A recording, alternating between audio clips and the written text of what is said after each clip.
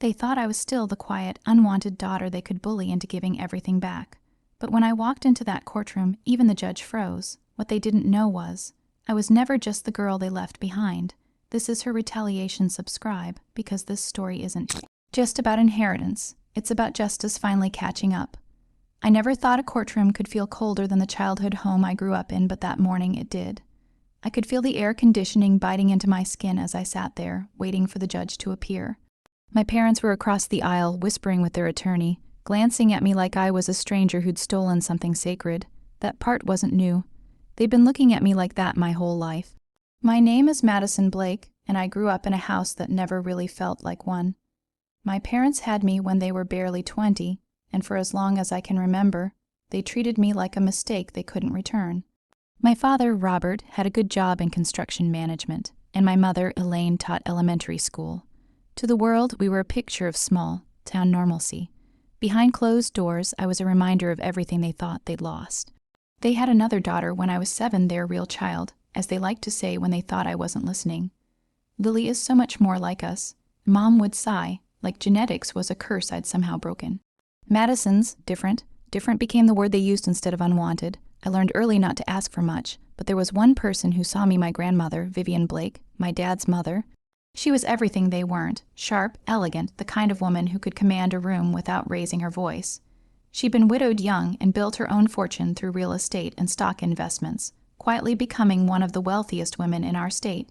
She took a liking to me when I was 9. You're not like them, she'd say, sipping her black coffee and studying me over the rim of the cup. You listen, you think before you speak, that's rare. She started taking me with her to property visits, to meetings, to art galleries. She said she wanted to show me how people with power behaved. To a lonely kid, it felt like sunlight. My parents hated it. Every time she picked me up, my mom's smile was paper. Then, don't spoil her, Vivian, she'd say through clenched teeth. She's already got an attitude. Vivian would just glance at her and reply, maybe if you stopped trying to break her spirit, she wouldn't need me to remind her she has one. That silence that followed those words. It was always delicious. Over the years, my grandmother became my closest confidant. She was tough. She never said she loved me in a flowery way, but she showed it in how she taught me to be self-reliant. She made me learn how to read contracts, understand credit, and even negotiate. She said, never let anyone tell you family loyalty means financial submission. When she got sick in her late 70s, my parents suddenly became affectionate again toward her, at least. They called her daily, dropped off groceries she never asked for, and made sure to mention how grateful they were for her support.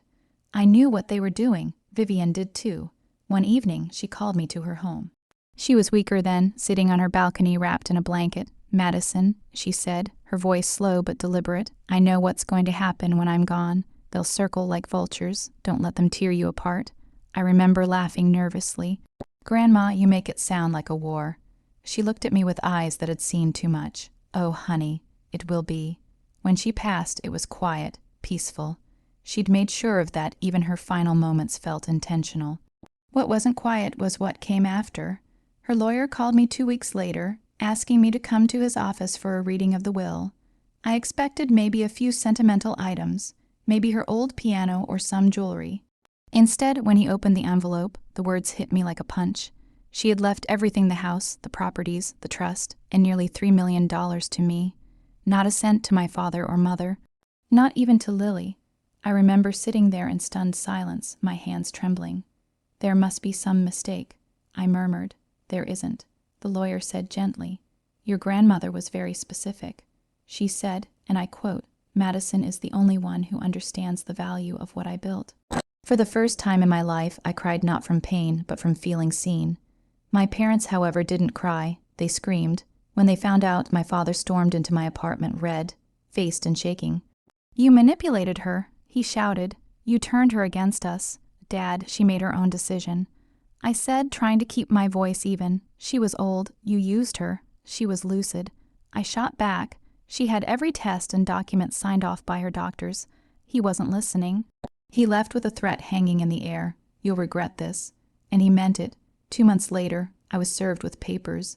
My parents were suing me for inheritance fraud and emotional manipulation of a vulnerable adult. They were claiming that I coerced Vivian into cutting them out of the will. I remember sitting on my couch, the papers trembling in my hands, reading the words over and over. It felt like betrayal layered on betrayal. I'd spent years trying to earn their love, and now they were dragging me into court to strip me of the one thing that proved I was worth something. When I called their lawyer to confirm it wasn't a mistake, he said in a clipped tone, "They believe this is what she would have wanted. No." This was what they had always wanted, control. But this time, they weren't dealing with the little girl they used to belittle. They were dealing with the woman Vivian Blake had trained. I hired an attorney, Eleanor Finch, a sharp, no-nonsense woman in her 40s who had handled complex estate cases before. When I told her everything, she just leaned back and said, "Good, let's make them regret this." The weeks that followed were a blur of paperwork, witness lists, and discovery filings. My parents' legal team tried every trick questioning Vivian's mental capacity, digging up emails between us, twisting affectionate messages into manipulative ones. But what they didn't know was that Grandma Vivian had been meticulous. Every will update had been done in the presence of 2 witnesses, notarized and backed by a video recording of her reading her wishes out loud. When we submitted that footage into evidence, my father's attorney went pale. Still, the emotional toll was brutal. The depositions, the gossip from extended family, the cold stares in grocery stores, small. Town America thrives on scandal, and I had become the headline. One night, while sorting through files, I found something in one of Grandma's old lockboxes, a sealed envelope with my name written on it. Inside was a letter interlooping cursive. "If they ever try to destroy you for what I've given, remember, the truth will always be your greatest ally. They'll come armed with lies, but you'll have proof. And if you ever doubt yourself, know this: I left you everything because you are the only one who earned it." I held that letter for hours, her words burning into me like armor. By the time the court date arrived, I was no longer scared. I was ready. When I walked into that courtroom, my parents were already seated, dressed like saints in mourning. My mother rolled her eyes as I took my place. I could hear her whisper to my father, "She actually showed up." The judge entered, an older man with sharp features and tired eyes. As the clerk began reading the charges, something changed in his face. He looked down at the papers, then up at me, and his brow furrowed. "Wait," he said slowly, looking toward my parents' side. "The charges are against her." My father straightened. "Yes, Your Honor, we believe," but the judge interrupted, glancing back at me. "Miss Blake, are you Madison Vivian Blake?" "Yes, sir." The courtroom went silent. He leaned back, visibly surprised. "You're Vivian Blake's granddaughter?" "Yes." A pause, then a faint smile crossed his face. Well, this just got interesting. The look on my parents' faces was priceless confusion, then discomfort. They hadn't realized the judge had personally known my grandmother. He turned to their lawyer. "I knew Mrs. Blake for 30 years. She was one of the most clear-minded, sharp-tongued women I ever met. I find it hard to believe she could be manipulated by anyone, let alone her granddaughter." That was the first moment the power shifted. My mom's smirk faded. My father's jaw tightened. In me, I sat there, calm, steady, feeling my grandmother's voice echo in my mind. "They'll come armed with lies, but you'll have proof." This was only the beginning. Because what they didn't know yet, what would change everything, was that Vivian had left more than money. She'd left a plan that was about to unravel everything they thought they could steal from me. The next morning, I woke up to the sound of rain tapping against my window. For a brief second, I forgot everything: the lawsuit, the betrayal, the endless ache behind my ribs. Then my phone buzzed, and reality snapped back like a rubber band. Another email from my parents' lawyer, marked urgent. I didn't even open it. I just stared at the notification and whispered to myself, "They really want to bury me, don't they?" For years, I had lived my life pretending their words didn't matter. "You're not really family." My father would sneer whenever I did something he didn't approve of. My mother didn't even bother to hide her contempt. She would just roll her eyes and tell people I was from the other side, as if I were some outsider crashing her perfect little world. But now in death, my grandmother had given me something none of them could ever take away: legitimacy. Her last will and testament made it crystal clear. Everything she owned belonged to me. The penthouse in Manhattan, the vineyard in Napa, the trust accounts, all of it. I didn't want their money. I wanted peace. But peace was the last thing they'd allow me. When I finally walked into the courthouse that morning, the air felt sharp and cold, like the beginning of a storm. My heels clicked against the marble floor as I passed through the metal detector. I could feel eyes on me, not just from my parents, but from their attorney, a smug man named Richard Keller, who had been their family lawyer for decades. He smiled thinly when he saw me. "Miss Blake," he said, drawing out the syllables, "quite a situation you've created for yourself." I met his gaze evenly. No, Mr. Keller. It's a situation they created for me years ago. I'm just done cleaning up after it. Inside the courtroom, the tension was thick enough to choke on. My mother sat at the plaintiff's table, wearing a pearl necklace I recognized from my grandmother's jewelry box. She'd taken it before the estate was even settled. My father leaned back beside her, arms crossed, his smirk full of arrogance and false confidence. Then the judge entered. He was older, dignified, with the kind of expression that could cut through noise. Case number 3148, Blake vs. Blake, he announced. Estate inheritance dispute. All parties present. Present, Your Honor, Keller said smoothly. Present, I replied, trying to keep my voice steady. The judge flipped through the documents, then stopped. His brow furrowed. Wait. He looked directly at my parents. These charges there against your daughter. My mother rolled her eyes. She's not really. He cut her off sharply. She's your legal daughter, is she not? Adopted at 6 months, with a valid certificate issued by the state of New York. Silence. I watched as color drained from her face. She hadn't expected that detail to be raised so soon. But I had my attorney, a calm, sharp woman named Laura Pierce, stood. Your Honor, if I may, the plaintiffs have based their entire claim on the argument that my client is not entitled to her inheritance because she is not biologically related. However, according to both federal and state law, adopted children hold equal rights in matters of inheritance, unless otherwise stated in the will. The judge adjusted his glasses, and was there such a clause? No, Your Honor, Laura replied, handing him the signed and notarized copy. In fact, the decedent specifically referred to Miss Blake as my granddaughter, my only heir. I could almost hear my mother's nails tapping the table in frustration. My father muttered something under his breath. The judge looked unimpressed. This case seems baseless, he said. What exactly are you hoping to achieve here, Mr. and Mrs. Blake? My father tried to charm his way out of it, smiling like a politician. Your Honor, we simply want fairness. Our mother, her grandmother, the judge corrected, wasn't of sound mind when she wrote the will. Laura stepped forward again, sliding another document across the table.